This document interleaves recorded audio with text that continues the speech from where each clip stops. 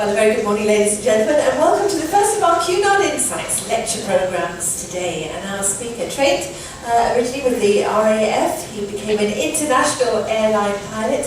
He's lived and worked in several different countries, and he has spent more than 22,000 hours in the air. Ladies and gentlemen, please welcome David Henderson.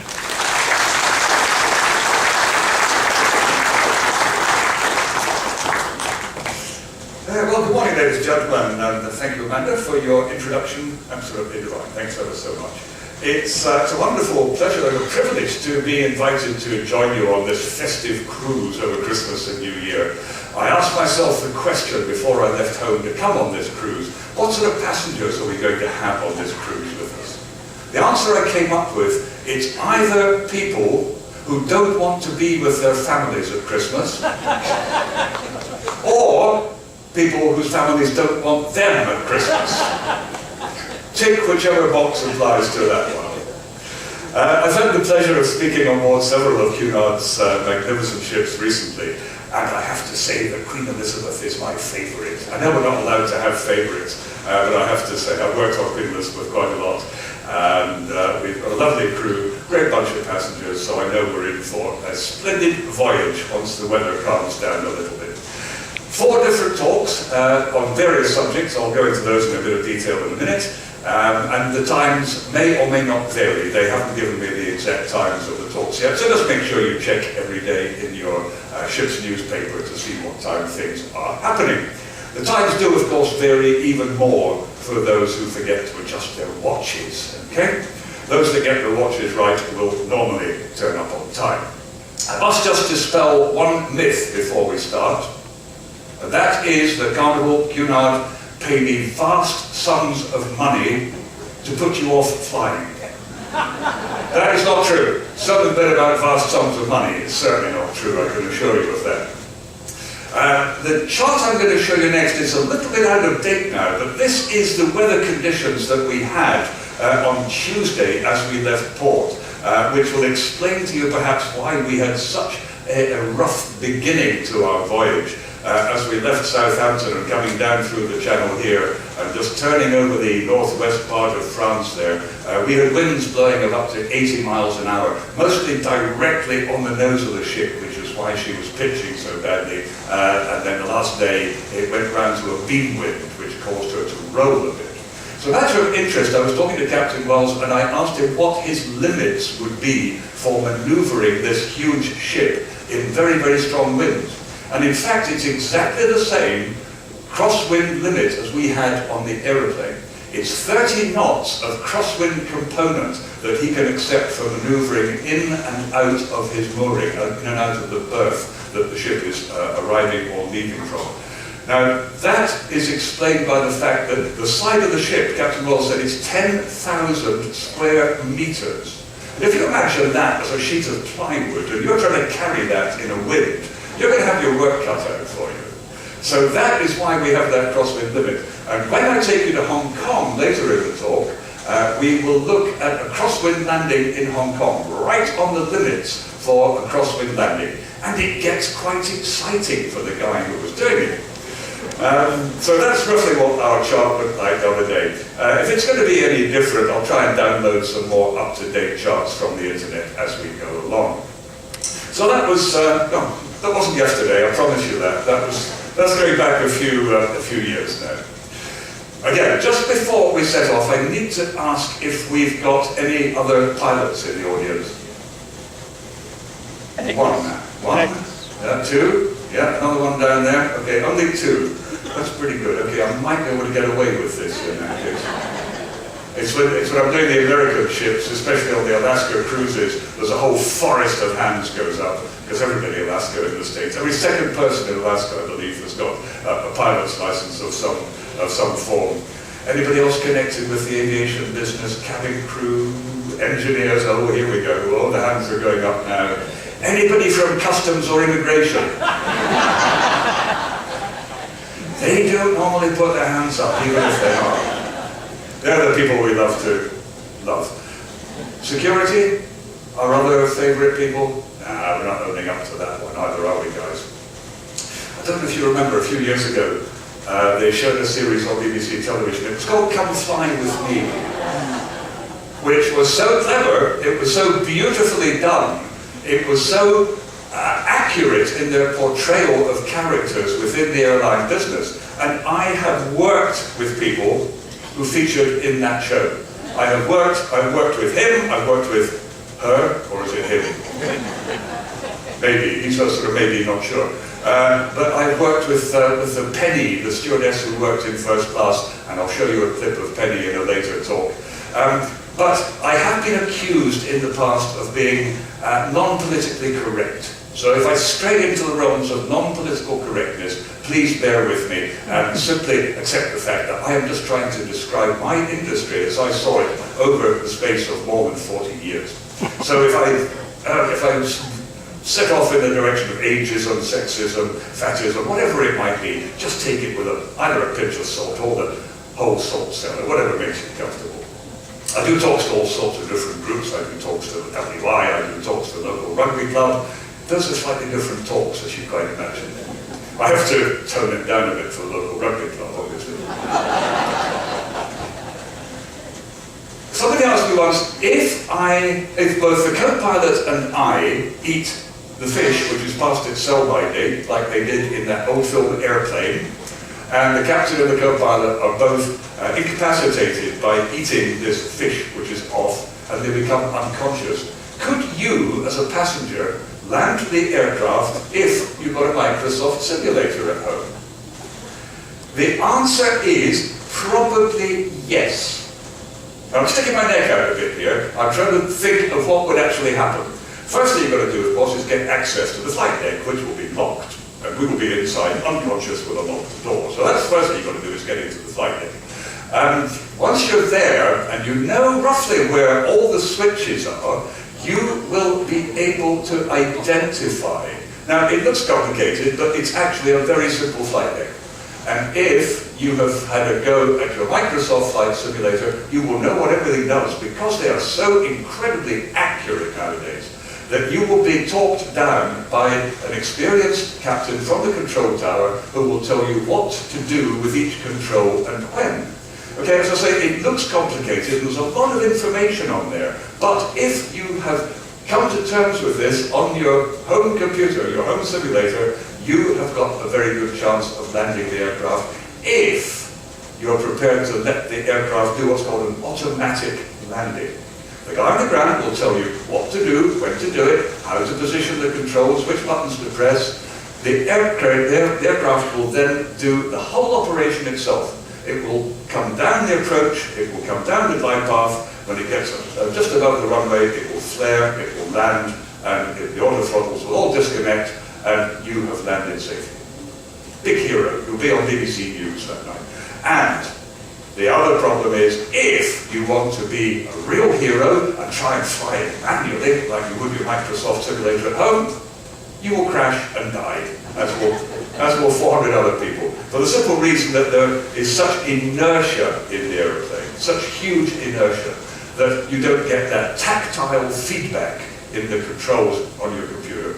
And this is one thing which will confuse you, ultimately, to your demise, I hate to say. Now, I hope for your sake that you do not have any children, grandchildren, nephews, nieces, relations who wish to become airline pilots. Because if you do, and they come to you and they say, Uncle Bob, could you possibly lend me some money for my pilot's license? And you say, yeah, sure, how much do you need? They're going to say, in the region of £100,000. That's just for your first piece of paper that says you can fly an aeroplane and take money for doing so. £100,000 with no guarantee of a job at the end of it, of course. And the way the industry is at the moment, it's very difficult to get experience until you've got experience. Nobody's going to let you sit in the left-hand seat with a jumbo on your first day at work. So you have to work your way up from very, very basic flying, and really do an apprenticeship. It's a full apprenticeship in being a pilot. Co-pilot, graduating onto bigger, faster, more sophisticated airplanes, and then probably starting at the bottom again as a captain and working your way up again now. Much the same as it works on a maritime career, where people will start out on container ships, cross-channel ferries, before they graduate to being in command of a ship, a beautiful ship such as this one here. Now that figure for your training is horrendous, and I have very little sympathy, I have to admit, for students who complain about paying, is it £9,000 a year they pay for their university education. I saw one on television the other night, and he was saying, yeah, well, you spend 3 years at uni, like, and that's £9,000 a year. That's like £21,000, isn't it? Yeah, sort of. Now, I guess I was very fortunate in that I knew from a very early age what I wanted to do in life, and this gave me the motivation to concentrate and direct my attention to achieve this goal. It's very, very difficult to make up one's mind at a young age what one wants to do, but this was in my mind very, very quickly, very, very early in life. My dear old father, he never liked my career. He used to refer to me rather disparagingly as the family bus driver, which he did to his dying day. But thanks to the books of W.E. Johns, the blokes may remember these, I don't know if they were read much by girls. W.E. Johns and his Biggles books, I used to thrive on those. They were the equivalent in those days of what Harry Potter is today, I suppose. Everybody had to read them. So when my parents took me on my first ever flight in that aeroplane I showed you in the previous slide, which was a DC-3 Dakota, of British European Airways. This would have been when I was about 7 or 8, I guess. And we were flying from Aberdeen to Orkney, where my old mum came from. So we flew from Aberdeen up to Wick, right up in the northeast tip of Scotland here, and then on to Kirkwall. Now you're going to have to use your imagination here a little bit, because I need to paint a picture for you. Aberdeen, on a summer's day, it was mid-July or August. It was hot. It got above freezing in Aberdeen. Trust me, this does happen. It was a hot day in Aberdeen. They had just cut the grass at the airport. There was that lovely smell of new mown grass. On the airfield itself, the tarmac was hot, and it gave off that beautiful tarry aroma. I don't know about you, but I just love that smell. Now, there was the heat, there was the smell of the grass, the hot metal from the engines, there was hot oil, there was the smell of what's called avgas, aviation gasoline, which is the fuel that was used to power these engines. And all these smells all mixed together. A couple of lungfuls of that, and I was a virtual addict. I mean, there's no other word for it. A couple of big, deep lungfuls of that. And then we boarded the aircraft through these big, big barn doors at the back here. And then you walk up this very steep incline in the cabin up to the front seats. We were sitting up here, just behind the cockpit there. And I tried to peer into the cockpit to see the captain and the co-pilot sitting there. And this old captain, and he looked ancient to me. He was probably about 30. But he had white hair, white beard, white moustache, and I guess he was an ex-wartime pilot, which is why he had white hair at a very early age. And they sat in this absolutely antiquated cockpit. It wasn't called a flight deck, it was called a cockpit in those days. And this was where the Lord and Master and his assistant sat. And the captain swiveled round in his seat. The captain always sits in the left-hand seat on an aeroplane. Co-pilot on the right. Captain swiveled round in his seat. And he told me to come up to the cockpit after we took off.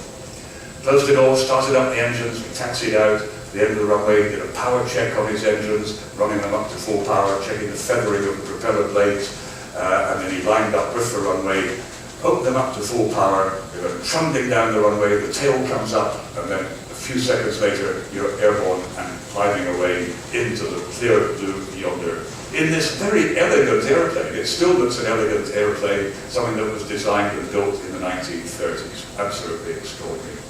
So having got this idea in my mind, how does one go about achieving this dream without crippling the old man? Now, my old man, as I say, he was very disparaging about my choice of career, so he gave me £10. £10 £10 he gave me. He said, go and buy a couple of hours of flying training at the local club and see how boring it is. Right? It was £4, 10 shillings an hour in those days to learn to fly. Gives you a slight idea of how long ago that was.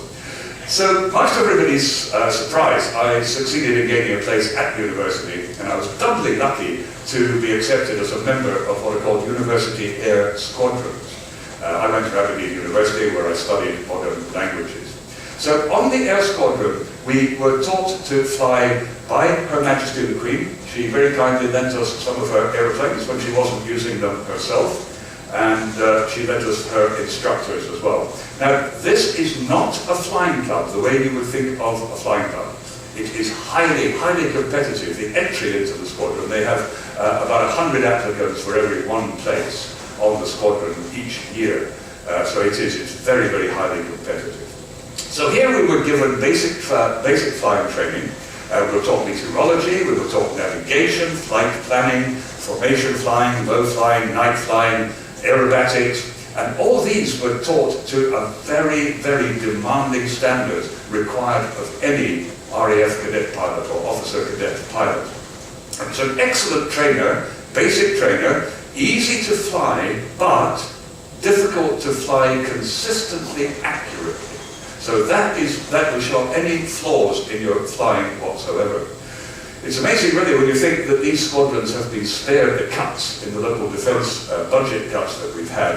But it obviously is cost effective for the Ministry of Defence to maintain these because they're attracting a sufficient number of high quality graduates to join the armed services to be the future leaders of our armed services. Now, as you can see, I bore quite an uncanny resemblance to Prince William in those days. And, oh, sorry, that is William. No, sorry, that's me there, big one. Yeah, that's me with my steed. Now, while I was on the squadron, although my interest was still civil aviation, I was sold the idea of a military career by the boss of the Air Squadron, who I think must have been on commission for every graduate he got to join the Air Force from his squadron. And I really enjoyed the flying, I enjoyed the way of life, so one morning I woke up, had a few beers the night before, woke up and found myself in Her Majesty's Royal Flying Club proper. That was again me and my trusty steed, and this shows Prince Charles, Camilla and William at his wings parade. Now Charles learned to fly on exactly the same type of aircraft, the Chipmunk aircraft, in 1969. And we very nearly did not have King Charles III in waiting. Prince Charles came very, very close to killing himself in this exact aeroplane we see here. What he was doing one day with his instructor, they were doing aerobatics. And before you do any aerobatics, of course, you're going to use up a lot of sky for carrying out these maneuvers. And what you have to do is make sure that all the sky all around you is completely clear before you start throwing your aeroplane around. They did all this, and then they pulled up into a loop-the-loop maneuver. In other words, going down, pulling up, going right away over the top, and then down the other side again, and pulling out of the loop. They did all this as they pulled up into the vertical. An aeroplane which they had not seen before had wandered into their airspace and was crossing directly above them. The instructor took control, of course, and he manoeuvred that aircraft as fast and as hard as he possibly could to avoid a collision with the other aircraft. And at the investigation afterwards, the instructor reckoned that they missed the other aircraft by about 20 feet. So that's how close we came to losing the Prince of Wales. Having trained on that at university, the basic jet training was carried out on this little aeroplane here. Those of you from Yorkshire who live anywhere near the Vale of York will know and love this aeroplane. It's gone now, unfortunately, but we were not your best friends, were we? I have to say to the people of Yorkshire. We apologise now, because we were noisy. We did make a lot of noise in that beautiful part of the world, but I understand why you hated us. So this taught us the basics of jet aircraft flying. High altitude flying, relatively high speed. It wasn't a high performance aeroplane, but it taught us the basics of progression to faster and more sophisticated aircraft types. The advanced training was carried out on an aircraft which I'm sure you'll recognise because it was flown by the Red Arrows up until about, it's almost 20 years ago now since they retired, this magnificent little aeroplane here called the Folland Gnat. And it was, it was such an exciting airplane. It's the most fun a young man can have with his clothes on, bar none. Because the scale of the aircraft was such that the student was sitting in the front here, and the instructor sat in the back seat here. And if you imagine that, oh well, I'm 6 feet, and the student sitting in the front here, his 6 feet student, his backside is going to be about there, and his legs, his feet are on the rudder pedals down about there. So the scale of the aircraft, you don't so much get into this airplane, you more strap it on. It's like sitting on the front of a paper dart, and it was just so incredibly exciting. Again, this gives you another idea of the scale of the airplane. That's me standing with the airplane. I'm 6 feet, so the top of the canopy, when it's sitting on the ground, is only 6 feet above the ground. So your backside is only, what, 2.5, 3 feet off the ground probably. So when you're zipping along the runway at close on 180 miles an hour, you really get an impression of speed. This was a very sophisticated little aeroplane also, quite complicated technically, and was not the most forgiving aeroplane in the hands of an inexperienced student pilot. And the attrition rate was slightly higher than they would have wanted it to be. We used to operate at low level a lot of the time in this aeroplane around Wales, that we were based in Anglesey, in RAF Valley in Anglesey. And we used to use Wales was our low-flying area then. And a lot of it at low level, and we did have quite a large loss of students. The next type after that was the Hawker Hunter, which was a magnificent aeroplane, way outdated now, but it does roughly the same job as F-16 would do today, to be honest. It was good as a high-level interceptor. It could climb up, it could intercept enemy aircraft. It was also exceptionally good at low level as a ground attack aircraft. I was on the day fighter ground attack role, which meant that I spent most of my life around about this height above the ground, where we could come in unseen, very fast, very low, strike, and get the hell out of there again. This suited me very well because, well, you might not believe this, but I actually don't like heights very much. I don't like heights. A pilot who doesn't like heights. No, it's true, honestly. I can't go up the step ladder to clean the windows and that. You think I'm joking? I'm not, honestly. So I'd done about 5 years in the Air Force, and my hankering for civil aviation was still there. So it was time, I thought, to make the transition to that stage. So I came out of the Air Force and joined this little outfit here. People from Yorkshire will know and love this little airline, North East Airlines.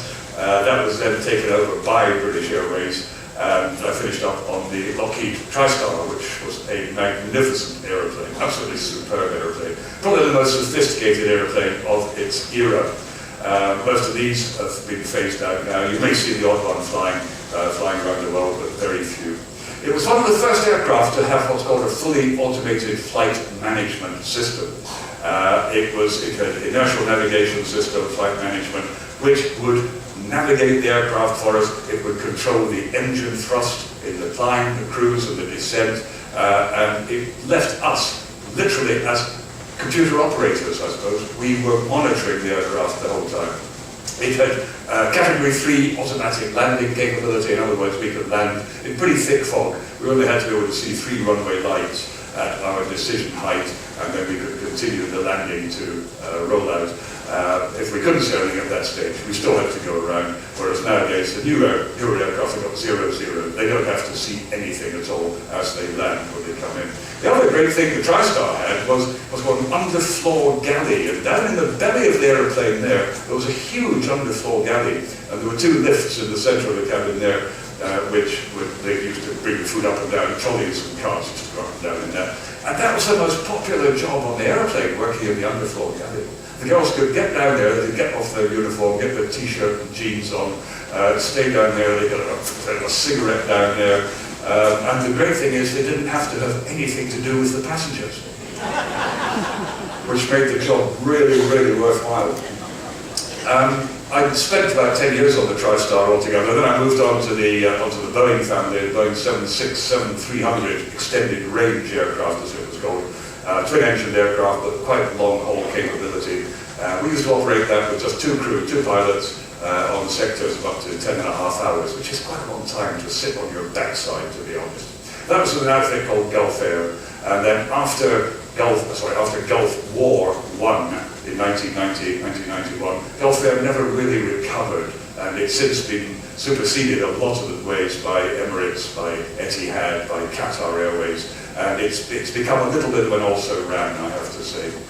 By this stage, I've been offered a job with Singapore Airlines flying the Boeing 747-400 on their ultra-long-haul routes. And we called the airplane the Queen of the Skies, and she was an absolutely gorgeous airplane. And they had some other rather gorgeous things too, I have to say. Now I'm talking about the one on the right. Yeah, right. Well, they were gorgeous. I mean, the Singapore girls, everybody I've spoken to who's flown Singapore Airlines, they said, oh, we flew Singapore Airlines. It was absolutely fantastic. Wonderful cabin service. And so anyway, that's what I had to put up with for all these years. So that was it, 15 years living and working in Singapore, flying what I thought was the best aeroplane in the world, around some of the best routes in the world, and that was it. So that's me, that's my pedigree. I thought today we'll go on a trip to Hong Kong, but I'll take you to the old airport, not to the new one. Who's landed at the old airport in Hong Kong? Yeah, there's always a great forest of hands goes up on that one. And I'll try and answer the question, was it as terrifying as it seemed? Now, the other talks I've got planned for you, the next one I think we're going to do is air traffic control and how it works around the world and how we integrate with them and how some controllers are better than others. And, I mean, the Aussies, for example, they hate all pilots. Aussie air traffic controllers, they hate all pilots. They should actually be slightly better natured this week, since we've let them win the Ashes. They should be a little bit kinder to us. Now, the other one I'm going to do is called Is There a Doctor in the House? Which, again, is a fascinating talk, and I hope you'll turn up for that one, because I've come across a lot of people who've come up to me and said, yes, I had that, and I had that, and I had that. Basically, it's how we deal with medical emergencies in the air. What happens when things go wrong, when you get that bing bong, if there's a doctor on board, blah, blah, blah. And how you have to get your oxygen masks on really, really quickly if something does go wrong. How you can avoid jet lag, and all stuff like that. It's proved to be a very popular talk. And then the last one, I call it Glamour in the Skies, which is all about our gorgeous cabin crew and how we integrate with them, and how I have to explain that they're not there to save your gin and tonic. They're not there to serve that. They're there to save your life when things go wrong. We hope they never do, but they are your last line of defense when things go wrong. So I pay tribute to them, and have a little bit of a laugh as well, actually. So that's good. Right, off we go to Hong Kong. Setting off from London to go straight out to Hong Kong. That's all we need to do, isn't it? It doesn't look too complicated, but simple enough. Doesn't look all that far, does it? But as you might imagine, it's not quite that simple. What we have to consider is that the shortest distance between 2 points on the Earth's surface is not a straight line. Because the Earth is not a perfect sphere, the shortest distance is what we call a great circle track. Now, although this is the track that we might fly today, it's not set in stone. We wouldn't fly this one every time. But you think, well, hang on, that doesn't make sense. We're going out over Essex, we're going up over Denmark, southern Sweden, Estonia or Latvia, and then over Russia, down over Kazakhstan, then down through China into Hong Kong. That can't be right. Surely it must be quicker just to go zip straight down that way. Sometimes it is, and it will depend in that case on the winds, en route, more of which will come in the air traffic talk. But generally speaking, we will fly a great circle track. You may have heard the officer on the bridge saying they're navigating on a run line track. Okay, a run line track is pretty well a straight line, but they will sail pretty effectively coming transatlantic on a great circle track. It will be a series of run lines, which if you join all the bits together, would come out very close to a great circle track. So that's how we do it. Now this phenomenon becomes even more apparent if we're flying, say, between New York and Hong Kong. You know, you think to yourself, if somebody said, how are you going to get from New York to Hong Kong? Well, we'll come east about, across the Atlantic, across the UK, across Russia, through China to Hong Kong that way. Oh, no, no, no, no, no. We go right over the top of the world. We come up over Hudson's Bay, up over the far northern part of Canada, and then almost directly over the North Pole, and then down the other side again through Russia, China, and into Hong Kong that way. And that is the shortest distance. Now, when we get to the airport, we're normally there about an hour and a half before to get our briefing from a gentleman who's called the aircraft dispatcher.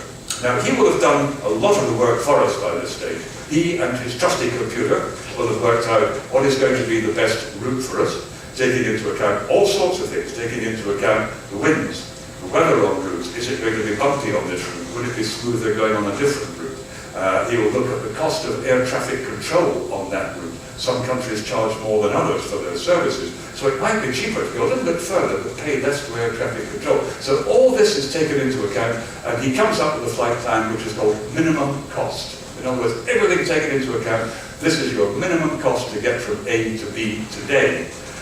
He will then present us with that flight plan. We check it, make sure we agree with it, which we don't normally disagree with it, because it means going back to square one and starting again. He'll brief us on security, if there are any security threats to our flight on that particular day. He'll tell us about any technical issues on the aircraft, because we can, you might not want to know this, we can carry technical snags on board the aircraft as long as they're not going to impinge on the safety of the aircraft. For example, we've got 4 generators, one on each engine. If we've got one generator not working, they can just knock that one out and we'll dispatch with 3 generators. That's not a problem, we've still got 3. If we lose another one, we've still got 2. If we lose another one, we're going to have to start thinking a little bit and stop reading the crossword and start to think what we might do if we lost the other one. The fuel will be calculated by accountants, because fuel is very expensive. And accountants will give us the absolute minimum amount of fuel we need to operate that flight safely with the required reserve fuel when we get to our destination. Okay? Now, accountants are wonderful people. We couldn't live without them, I know. But they are people. Have you got any accountants? Oh, one. You'll know what I mean when I say accountants are people who think you can fly an aeroplane with 1.98 pilots. Nobody tells the accountants that actually you need 2. Because they'll say, well, we'll cut 2 pilots from this base and 3 pilots from that base, and they finish up with a weird number of pilots, and they find they can't crew the aeroplanes adequately. So that's us. He will then brief us on the en route weather. This is important for the cabin crew. We need to brief them if we're expecting turbulence shortly after takeoff. They might want to delay their cabin service till we're through it, or if it's a bit later in the flight, they might want to get their cabin service done quickly and get it all cleared away before we come into that area of turbulence. They'll brief us on any important passengers, whether they are commercially important passengers, in other words, we spend an awful lot of money on our airline, and we're going to look after you a little bit better than the guy who's travelling steerage for the first time. That's just the commercial side of the operation. One of the other most important things, of course, is the destination weather, which the Met man will have to forecast for us some 13 hours in advance. Because we need to know what the weather in Hong Kong is going to be, not now, but 13 hours from now. And during the typhoon season, it can change very, very quickly, and it can create a little bit of a challenge sometimes. More of that as we approach Hong Kong. Now, the cabin crew, they'll normally brief separately, unless we are carrying heads of state, heads of government, prime ministers, presidents, people of that status, who will be travelling with their own security people on board the aircraft. Are the security people armed? What armaments are they carrying? What ammunition are they carrying on board the aircraft? And we need to know who they are, where they're sitting, and what they're going to do if there is an incident on board the aircraft. Okay, so we get out of the aircraft about 45 minutes before departure. You've probably noticed this. Sometimes you may be sitting in the terminal, you'll see one of the pilots come down from the flight deck and take a walk around the outside of the aircraft just to make sure the engineers haven't missed anything. I mean, they do miss things very occasionally, and the pilot might just pick it up. It doesn't matter who does it. It can either be the captain or the co-pilot, or either of us can do it. If it's a nice summer's spring morning, then I'll do it. If it's pouring with rain and freezing cold, then of course the co-pilot will do it. We'll get our air traffic control clearance. We'll then get clearance to push back from the gate. The little guy comes along in his tractor, attaches it to the nose wheel here, pushes us back from the gate. We don't use reverse thrust from the engines for the pushback manoeuvre. It's always done by a tug, and he pushes us back from the gate and points us in the right direction, disconnects his tug, we hope, and off we go. At this stage, we will also have calculated our speeds that we're going to be using for each takeoff. Each takeoff, we have these critical speeds which we use as we trundle down the runway, getting faster and faster. Normally we leave the ground at maximum takeoff weight of about 180 miles an hour, 180 to 190 miles an hour, and just as we establish in the climb, we're doing initially about 200 miles an hour. The fuel, don't worry about the layout of the fuel system too much, but that just gives an idea of the plumbing of the fuel system in the wing, because effectively the wings are huge, huge fuel tanks. We can carry up to 170 tons of fuel. Okay? That's about 400, the takeoff weight of the aircraft is about 400,000 kilos. So we're carrying 170 tons of fuel. That's about 42% of the weight of the aircraft is fuel as we go trundling down the runway here. As I say, most of the fuel is carried in the wings. There's this huge belly tank in the middle here. That carries 38 tons on its own. And then right down at the back here in the stabilizer, we've got another fuel tank which carries 10 tons. And that will pump the fuel forward from that tank into the center tank when it gets to a certain level, to keep the center of gravity of the aircraft at an optimum level. When you see the aircraft parked on the ground, setting off on a long flight, you'll probably see the wing hang down a lot. This is because the weight of the engines are hanging down on it, the weight of the fuel, and the wing tips will actually hang downwards. It looks a bit of a sad bird. It looks like a bird with wet wings. When we take off, those wing tips, as we transfer 400 tons from the wheels onto the wings, those wing tips flex upwards by 12 feet on the jumbo. And you can actually see, that's twice my height, that these wings actually flex upwards. The 777 and the Dreamliner, they have even more flex than that in them. I don't have the figures, so I'm not even going to try and guess them. Now, we can do normally up to about 14 hours on duty. Because we have on board flight crew rest facilities, we can extend that up to 19 hours. People ask me if this is the members' lounge of the Mile High Club, and I have to disappoint them on that one. So with these rest facilities on board, we can extend our duty periods up to 19 hours, because we can go to bed and have a little rest halfway through the flight. So that's the cabin crew's rest area. That's our rest area just behind the flight deck, so that it's not me or one of my colleagues, just behind the flight deck, so that we can get back on the flight deck quickly if we're needed. We don't just get out and leave the seats empty. Sorry, don't worry about that. What we do is we've got 2 captains and 2 co-pilots, so we share the flying during the flight, about half and half each. So what we've been doing now is we've been airborne for about 12 hours, I guess. Some 6,000 miles have passed since we took off. You've had your rubbish dinner, you've had your rubbish breakfast, watched some rubbish films, I expect, and probably had a couple of hours pretty fitful sleep during the night. So we're now approaching Hong Kong, probably from down over mainland China, up in the top left-hand corner here. So as we come down over from China, from Shenzhen, we're going to be coming down there over the new territories. The radar controller will then give us a series of headings to fly as we come in on the approach path from west to east, where that green arrow just came in.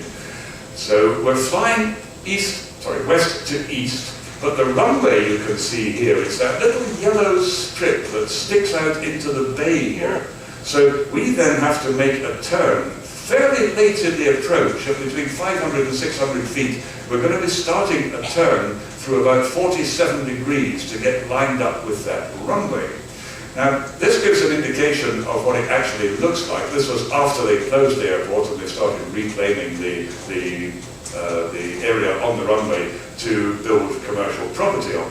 So this will be our final approach, this yellow track here. And that doesn't give us a lot of time to get lined up with the runway. So we'll be coming into a place here, it's called the checkerboard, where there's white arrows pointing. And that is simply a sort of red and white checkerboard, which I'll show you in a minute. This is the chart that we would use if radar's not working. We have to refer to the old chart of the air and just fly it absolutely as a procedure, rather than being given radar assistance. We'd normally like to come in, of course, from the north there and make a straight-in approach. But that doesn't work, does it? Because of this high ground up to the north here, these little green splodges here, that shows high ground up to the north, which we would not be able to have sufficient clearance from if we came straight in from the north. So there we go, coming in over Kowloon, Mongkok, up in Kowloon. down there to the checkerboard, and then making our turn where that blue arrow is to line up with the threshold of the runway just there. So that's a lovely shot of an Air France 747 just coming round the corner there. He's halfway through his turn now. There's that checkerboard. Up until a few years ago, that was a requirement to be able to see that checkerboard as part of the approach. And in the background here, of course, you can see that high ground, which we must obviously turn inside, and there's no way that we would have clearance to come in over that high ground and still maintain a safe descent profile. So that's the reason why we have to do this. Quite unusual approach. That's one of our aircraft in roughly the same part of the turn. He may be a little bit further around the turn. It's got quite a lot of bank on there actually. It's probably got about 35 degrees of bank on there. And he may have a fair old crosswind. We'll look at him in a minute. And again, the high ground up to the north and the northeast. This is a lovely shot here. He's just about to roll out of the turn on this one, and he will be lined up with the runway. That's this guy here, he's about the same position, but from a slightly different angle. And again, we have to avoid the tower blocks, and we have to avoid the high ground up there. Now, in Hong Kong, the weather, as I said, can change very, very quickly. And as we come in, we may well have a wind from the southwest. Okay? Now, the runway, as I said, that is aligned from northwest to southeast. The wind is probably going to be coming across the runway. And as the typhoon goes through, then we are going to have a lot of changes in the wind speed and direction. The wind velocity, in other words, the speed and direction of the wind can change very, very quickly. So this guy here, he's been caught out just a little bit by the wind, and he has been blown through the runway centre line.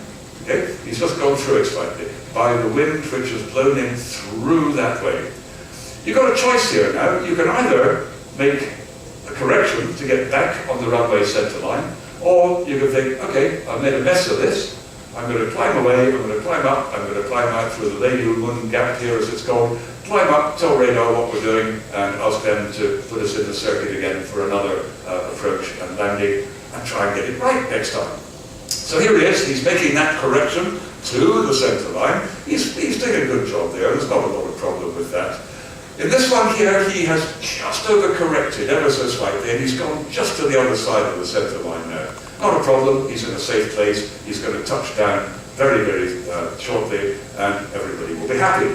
The only problem facing him now is, because he's got the wind blowing that way from right to left on this slide, it's got underneath that into-wind wing, okay? And it's now trying to lift that wing. And if that happens, that's not a problem. His problem is that this engine pod here is going to get very, very close to the runway. And in some cases, they have been known to scrape the pod, as it's called, scraping the pod along the runway. And this, again, this is where we come into our crosswind limits. The maximum crosswind we can accept, exactly the same as we can accept on Queen Elizabeth, is 30 knots of wind across the runway. If I elect to land with a crosswind component of 32 knots, which I can do if I wish, and I get away with it, I will get no thanks for it. If I elect to land with a crosswind component of 32 knots and I scrape a pod, the repair for that will come out of my wages. I will be invited in to see the chief pilot and explain the error of my ways.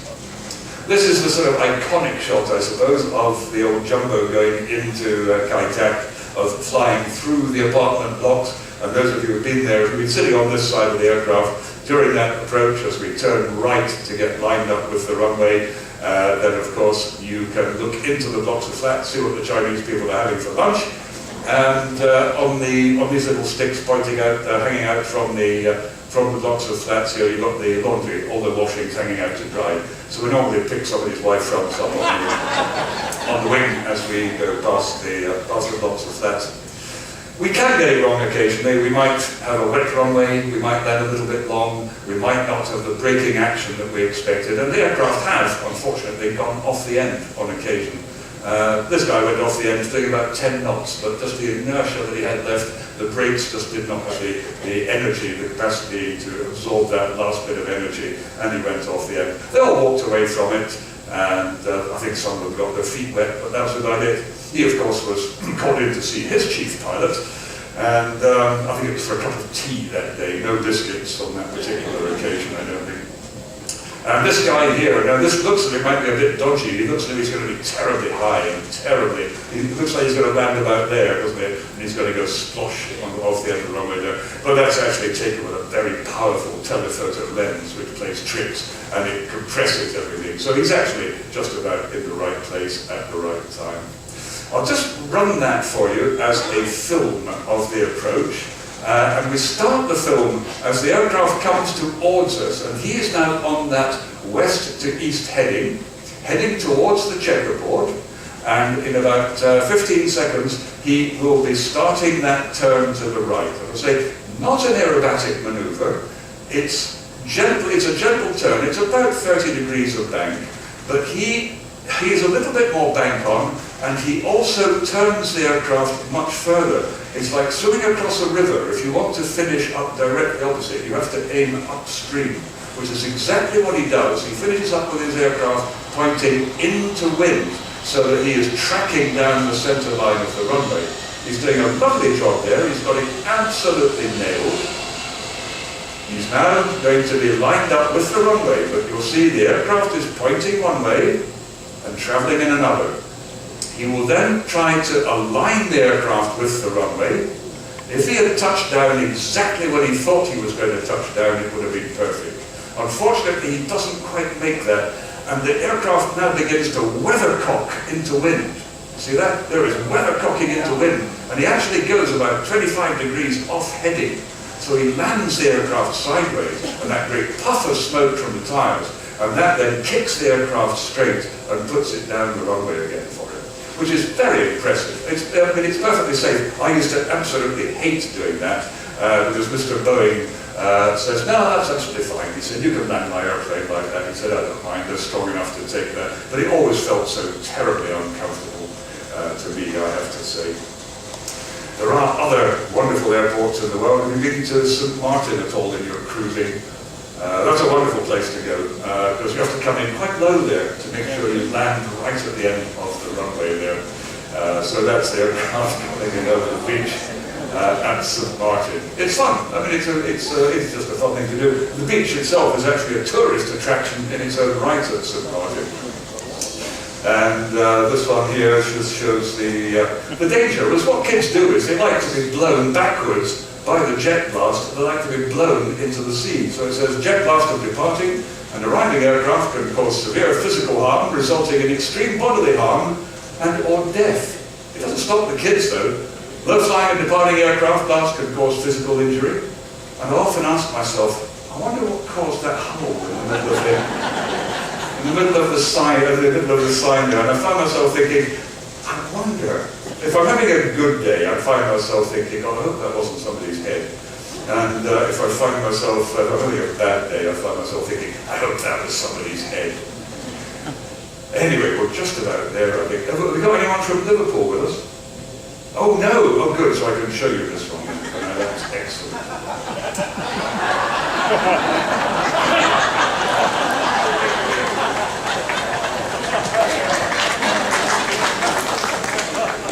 That's what you come back to in the morning. Unless you pay the protection money. Unless you pay the little Liverpool guys some money to look after your aeroplane for you overnight. The next one is air traffic control, and if you just check your daily program for that one, I've got a note of where that one is. So anyway, thank you very much for coming in this morning. I do hope that's been of some interest to you, and I look forward to seeing you around the ship and at the next one. Thank you very much.